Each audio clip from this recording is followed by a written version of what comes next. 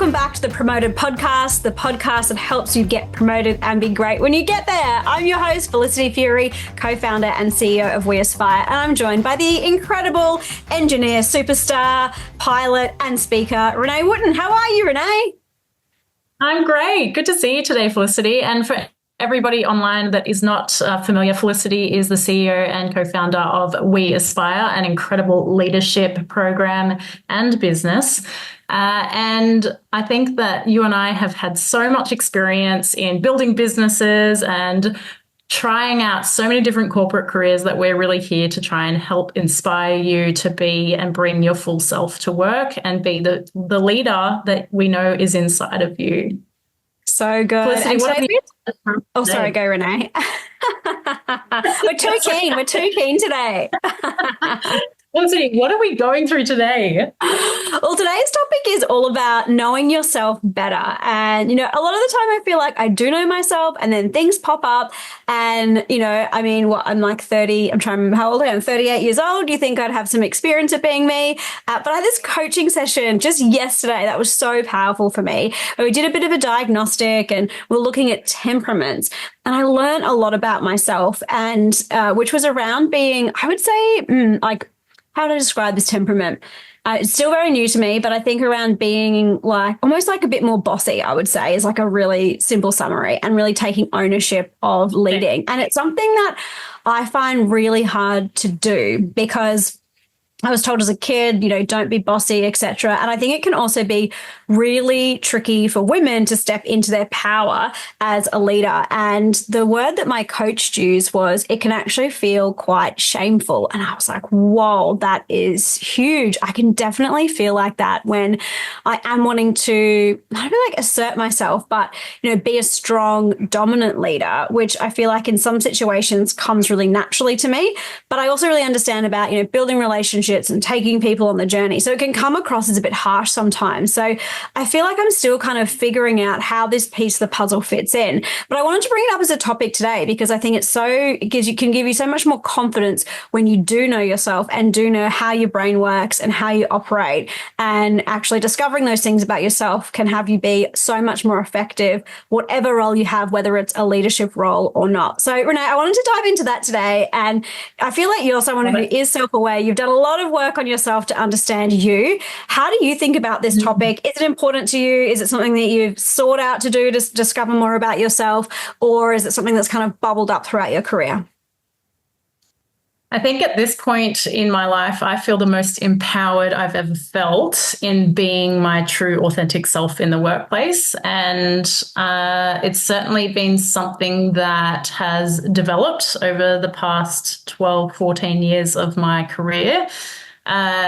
What I would say is, reflecting back on my first day as an intern in 2011, my first corporate job, I felt like a fish out of water. I was this country regional girl that just moved to the big smoke Sydney. I'm now sitting in the headquarters of Qantas, the national carrier, and I'm like, what am I doing here? How did I get here? And so for a long time, I really felt like an imposter in that situation. And so I was doing a bit of, the charmeleon, what am I trying to say? What lizard is it? Adapting. That blends in? Yeah, no, that's right. Yeah. That's right. The chameleon. Yeah. Chameleon. Yeah. Being a chameleon. So blending in. Actually, funnily enough, I got this feedback from a coworker I really respect. And we were having this conversation, I think in 2021, 2022, so only 2 or 3 years ago.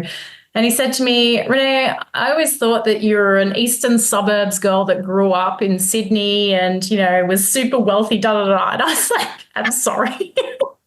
How did you get that perspective, or how did you build that image and frame of me? Because I am so far from that. It's not even funny.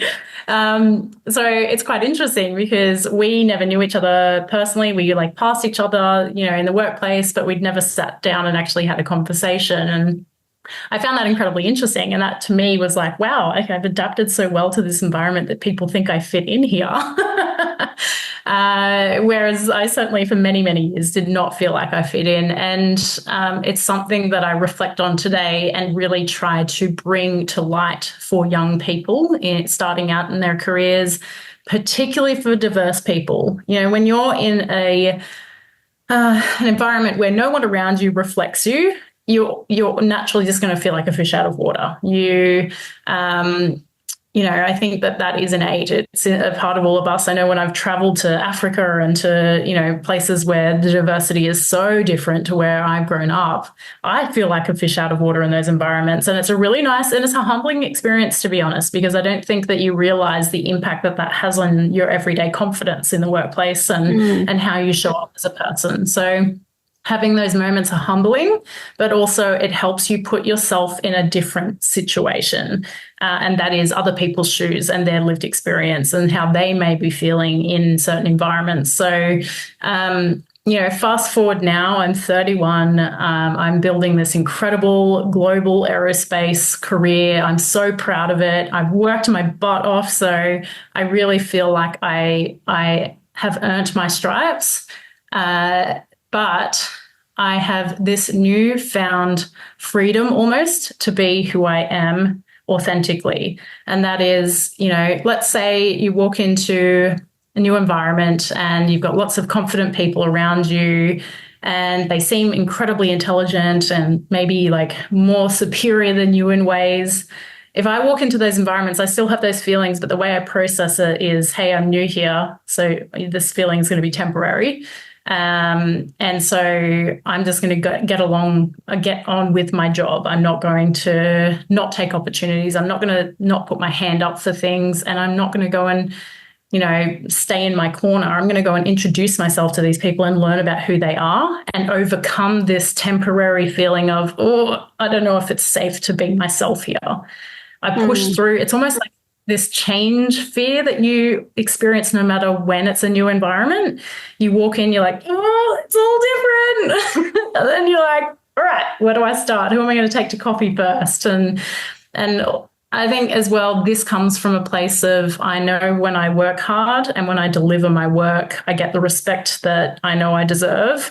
And I'm going to be a great, you know, colleague or peer or team member in this environment too. I just need more time. So it really comes from having this internal dialogue myself where I'm incredibly positive. I recognize that I'm fearful. I literally have this conversation in my head where I'm like, Renee, this is so temporary. Like, chill out. Breathe through it. Start your action points, like your to-do list, and you're going to be just fine. So how do I be myself authentically now? It's through these conversations. It's through building relationships. And I think the final piece to this is I really like my values. I think I have good morals and I think I'm a respectful person that tries to value everyone. I don't place emphasis on people's status, how much money they have, where they live. Because I came from like essentially just this small little farmyard through to, you know, now having a global aerospace career, I think, and it's a genuine belief of mine, that anyone can make it in this world with the right access. So access is the only thing that determines what status you have in this world. So I do not place a value on people's title, their wealth. All those things are, you know, that doesn't make up the human and the character and the capability of the person in front of you. So how do you turn up in a way that is truly authentic? It's by backing yourself. It's by building relationships with people and having good values and morals to be inclusive and deliver your work. And I think doing that on repeat has really served me well. So that enables me to turn up as myself. Felicity, I've talked her ear off. Oh my gosh, you talked. I feel like this podcast is like slowly becoming or quickly becoming like everything that just goes on in our heads, just on loudspeaker for everyone else, which is totally cool by me. Maybe people like it. I talk to myself you can tell every day. Yeah. So team, you know, if you're listening and you can tell us in the DMs or anything like that, reach out if this is what you want to hear, or if not, please tell us to stop. But I think, you know, there's a few really important points that you said there, Renee. I think one of them actually, and here's what I find really hard, this might sound silly, I feel like embarrassed talking about it, but it's like liking myself, like actually liking those characteristics about myself. And that can be hard for me sometimes to go, I love myself, Felicity. I wouldn't even use the word like. I love myself. There you go. That's awesome. Like, I find that really interesting. I find that hard. yeah, I find that really hard to be like, yep, I love all these things about myself. And I feel like it's something I'm really working on at the moment. And I know my husband, Michael, he says the same thing. Like, I love myself. I totally love everything about me. I'm like, that's so inspiring. I really admire that. And it's something I feel like I'm still kind of grappling with. And I think this has come to the forefront for me now as I'm, stepping into this leadership role, or it's, the business is continuing to grow. There's new levels required. And certainly when I first started out as an engineer, I was like, okay, I'll blend in with everybody else, like do that. And then I realized, oh, I've got these strengths. Oh, okay, actually I should embrace them. And so I've done that for a while. I'm like, okay, cool. I'm in this new role and there's more strengths I need to kind of uncover, unlock, or go deeper onto. So I feel like I'm in a real interesting spot where things are growing and expanding. And so I'm needing to develop myself to a whole new level that I haven't experienced before. And I think that's why this has come up. So there's definitely a part around embracing and liking all the different parts. I feel like I'm in a bit of a, I'm like in the thick of it, in that swamp of like, oh, there's some bits that are kind of still pissing me off or frustrating me, or almost like I don't even know how to use some of my skills to my best advantage. Like that's what it's feeling like at the moment, of how do I, particularly we've got a small team. So I'm used to working in really, really big teams where you do have lots of people doing different things. So you can actually leverage that team. There's a lot of stuff we need to do ourselves within our current roles that might not be our strengths, but you kind of just have to, put your big girl panties on and just go for it. So I think I'm like in this still discovery phase, and it's almost like I've realized I've got these new skills and I haven't been, because they have been so hidden from my view and I haven't realized that I've got them. I'm almost not even really quite sure of how to embrace them and how to use them. So I'm like in this really interesting discovery phase about it, and I'm uncovering more and more. So I think I'm going to take your advice, Renee. You are someone that I respect a lot and really admire around your confidence. And really, that's what I'm taking on, is really how, like that question of how do you be your authentic self at work? Because I feel like often the biggest, or the barrier for me being my authentic self is often that concern about what people will think of me, or if I am my authentic self and then I get judged on that, then it's, more harsh than if I was pretending to be somebody else. Then if someone judges that or gives me feedback on that, I know I wasn't really giving my full self. So it's just like, anyway, that's what, I don't know. Maybe we'll cut this out the episode, Renee. What was that? I think the reason we differ perhaps is because of our life experiences. And again, I find this like almost a unicorn about my own personality too. Like if I'm like sitting out observing my behavior,